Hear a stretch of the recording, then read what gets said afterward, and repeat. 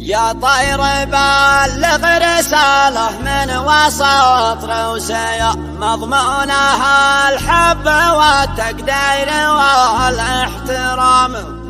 التعبير صادق شرح متنه شعور بزيا لوالد الكل بعمارنا أصل الكرام. أقل واجب تجاهك وانت بالأوفياء ذي علم الكل دستور الوفاء باهتمام. ذي علم الكل دستور الوفاء باهتمام.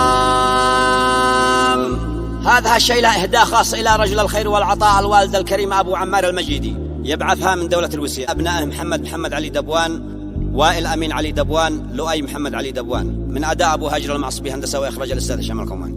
مع تحيات تسجيلات الكوماني. يا طير بلغ رسالة من وسط روسيا مضمونها الحب والتقدير والاحترام. تعبير صادق شرح متنه شعور بزيا لوالد الكل وعمارنا أصل الكرام. كل واجب تجاهك وانت قول ذي علم الكل دستور الوفاء باهتمام. وان شفت يا شيخ في نظم القوافي حياة فالشعر معذور من عجزه بنظم الكلام. بالله من ينصف البدر البهي والضياء بس اجتهدنا بشرف جهدنا باستلام. من عادة الناس تتفخر بنا وسنقيا واحنا فقط لا ذكرنا اسمك لبسنا وسام. واحنا فقط لا ذكرنا اسمك لبسنا وسام. من حقنا لافتخرنا بك نصير اقوياء وحقق ان جنودك في جميع المهام. في وقت يتعامل العالم بنهج الرياء ومنطق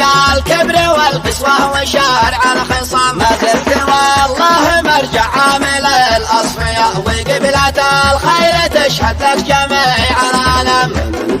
الجود في الظاهر وفي المخفية ومقصد الناس لا زاد الاسى والظلام. يحميك مولاك للمحروم والمنسية وكل محتاج ظلك يشمله كالغمام. وقبل ما خير مركب في السنة تنسيا بارك لك الله شهر الخير شهر الصيام. بالختم نختم بطه خاتم الأنبياء شفيعنا من عذاب الله يوم الزحام. شفيعنا من عذاب